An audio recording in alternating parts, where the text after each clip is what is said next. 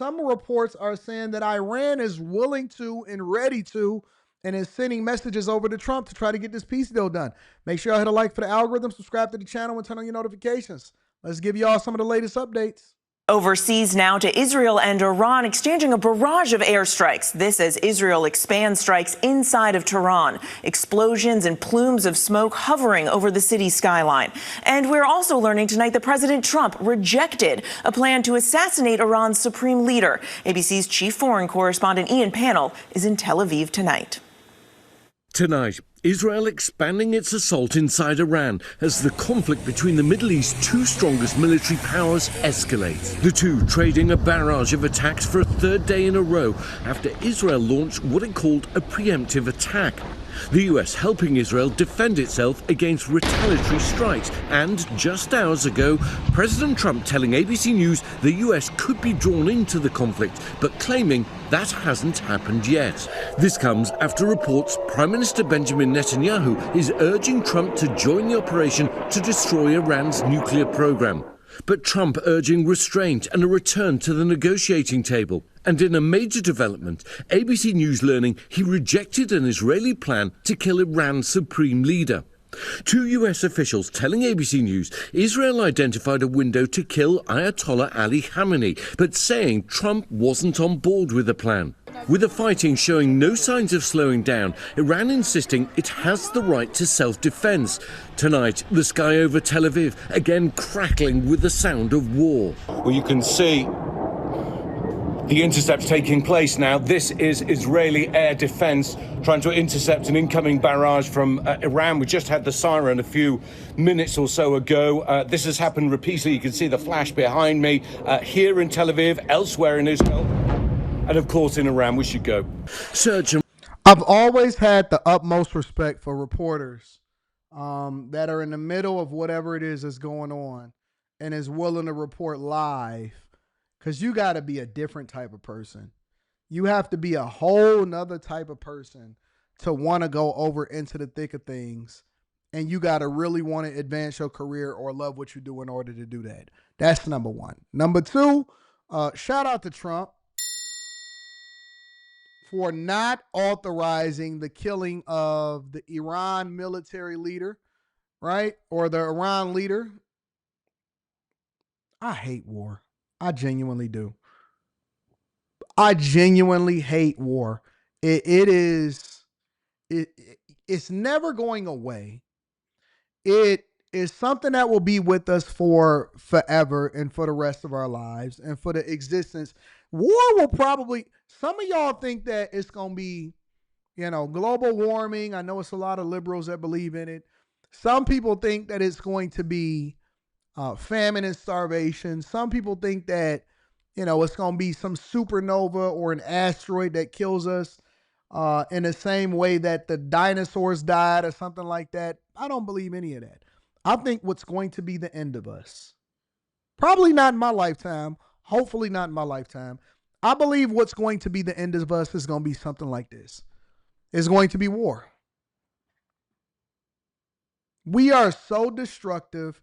We are so evil. We are so hell-bent on hating each other and killing each other and no conflict resolution. And thank God that Trump is a sensible person where he said, nah, we're not attacking their leaders and nothing like that. But thank God. Thank God.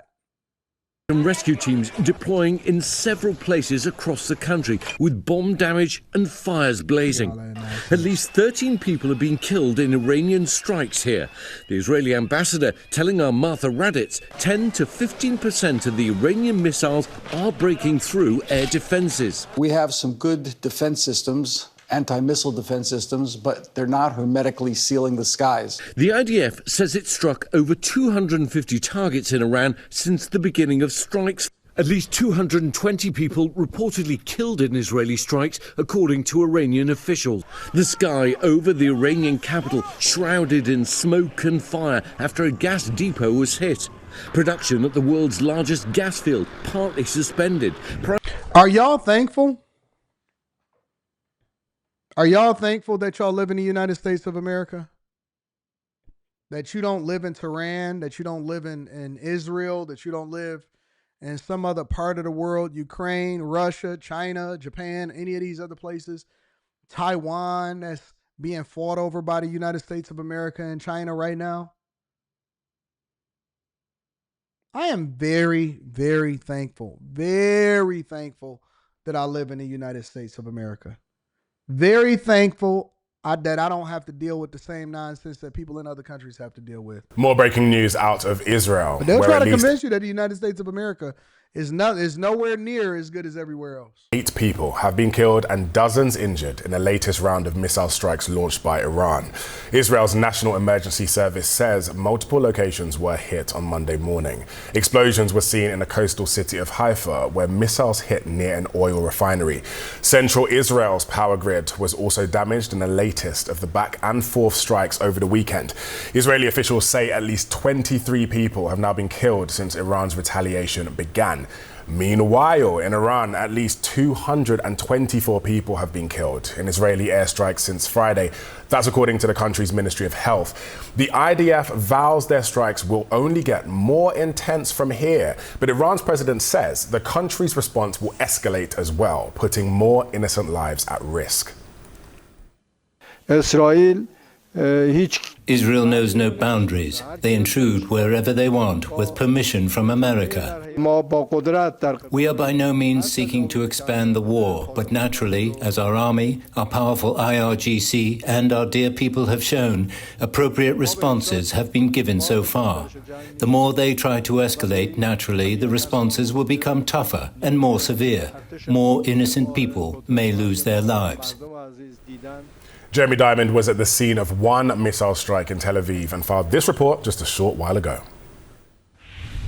I'm at the site of an Iranian ballistic missile attack in central Tel Aviv. This ballistic missile struck this area in the early hours of this morning, severely damaging 3 residential buildings right behind me. As you can see, in this whole street is littered with debris as rescue crews move in and out, still trying to assess the damage, to find anybody who might be trapped under the rubble, and also to get people out of their apartments. There are also folks who have arrived here to try and get back inside to get some of their belongings and to make sure that their loved ones are okay. This is one of 4 ballistic missile attack sites in central Tel Aviv alone. In addition, there was a ballistic missile attack in northern Israel, in Haifa as well. More than 70 people were injured in these attacks, according to Magen David Adom, Israel's national rescue services. And of course, we are seeing that these attacks are continuing to escalate, and concern is rising here in Israel about the number of casualties and how many more may come. Jeremy Diamond, CNN, Tel Aviv.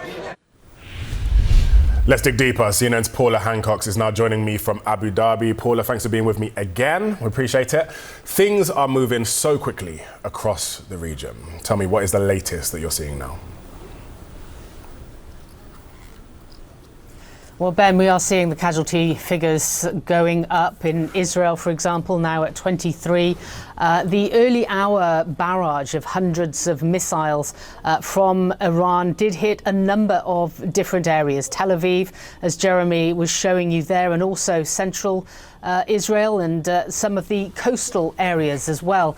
Now, we know that in Haifa, for example, alongside the coast, that city, there are still fires burning in some areas. There were some missiles that hit, or at least one hit close to an oil refinery in Haifa itself. Now, a number of residential buildings across the country have been impacted. We understand from authorities that most of these missiles are being intercepted, but we are seeing that a number are getting through. Certainly, Tehran, by firing hundreds of missiles at the same time, is hoping to overwhelm and overpower the missile defense systems of Israel. Now, when it comes to what is happening in Iran, we are seeing panicked residents in Tehran try to get out of the city. That we have seen gridlock on the roads heading north, a more rural and isolated area many people are trying to get to. Gas stations are overcrowded as well, as many are trying to... Let me pull this up. This is one of the things that I recently seen fly across my feed. Let me see if I can get this up.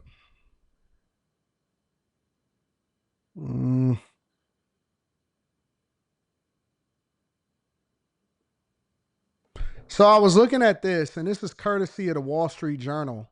So, take it with a grain of salt. But the Wall Street Journal was saying that Iran is now trying to reach out to Trump through intermediaries in order to try to seek a peace deal so that they can get out of getting bombed. Now, obviously, we know that one of the things that the United States of America stand on is that they don't want Iran to ever have a nuclear weapon. Now, what's being reported, which I can't substantiate, I always take the news with a grain of salt. What's being reported is they could have been either close to days away from being able to develop a nuclear weapon. And one of the reasons why they hit all of these military targets, as far as certain people that were in their circle, not just being bombed over in Tehran and Iran in general, is because they wanted to kill the scientist that was associated with trying to develop nuclear weapons. And so they did. They eliminated a lot of the scientists that were associated with developing nuclear weapons.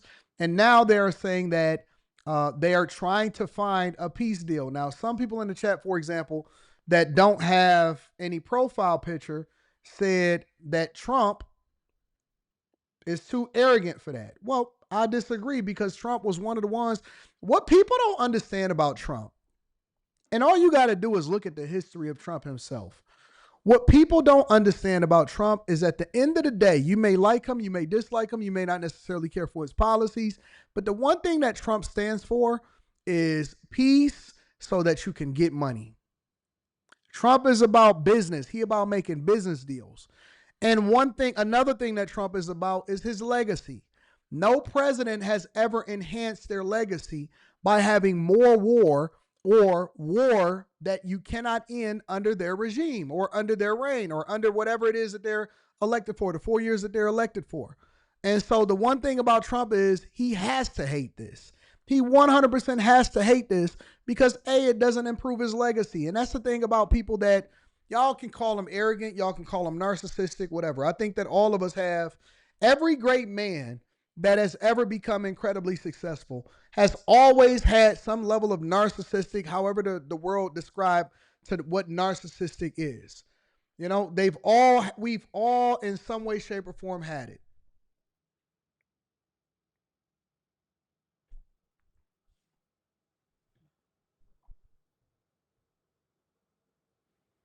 We all have sociopath tendencies.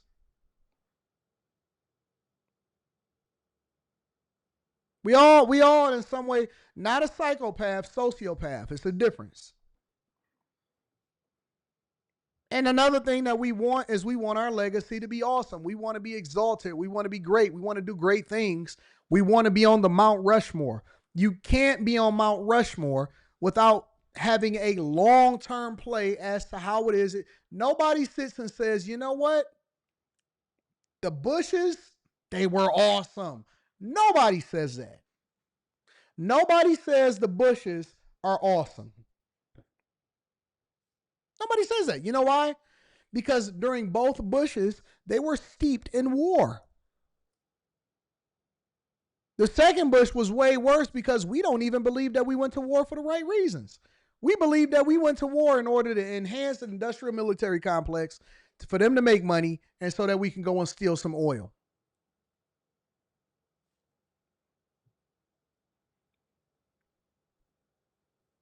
Nobody looks at the Bushes and say, man, those were some awesome presidents. They will never be considered to be on the Mount Rushmore of the greatest presidents of all time. Ever. And the one thing that we know for a fact about Trump, regardless of whether you agree with him or you disagree with him, Trump believes in, Trump like winning. Trump is on, he like, you know what? I'm a winner. I'm going to beat all odds. I'm going to beat the people in the court. I'm going to beat the allegations that they saying against me, and I'm going to win. I'm going to win. And you have to have some level of a sociopath mindset. And I'm just being honest with you. You have to have a sociopath mindset to an extent, not entirely, but to an extent, you got to have that in you. Every CEO, Every great leader, every designer, every Steve Jobs, every political leader that has ever reached the mountaintop and is considered the greatest at whatever it is that they do, they become obsessive with being successful. You cannot be that unless, from a Trump perspective, and be advocating for it, which is one of the reasons I believe that he denied them the opportunity to kill the Iranian leader. And so if you're saying, no, Trump would never do that, why wouldn't he? Why wouldn't he? He mad at Putin right now for not accepting because we need our mineral rights deal to go through. Goes in to say Iran has been urgently signaling that it seeks to end the hostilities and into the hostilities and a resumption of talks over its nuclear program, sending messages to Israel and to the U.S. via Arab intermediaries, Middle East, and the European officials. In the midst of a ferocious Israeli air campaign, Tehran has told Arab officials that they will be open to returning to the negotiating table as long as the U.S. doesn't join the attack, the officials said. They also passed messages to Israel saying that it's in the best interest of both sides to keep the violence contained. Not messing around. They want out of this. They want out of this. So I don't have an opinion either way, but I think that we can draw some conclusions from the different things that's being reported from the news, from different reports, from people on the ground and all of that. I think that it's in the best. I'm not a fan of war. I'm not. I think that war messes up the money. I think war messes up the hoes.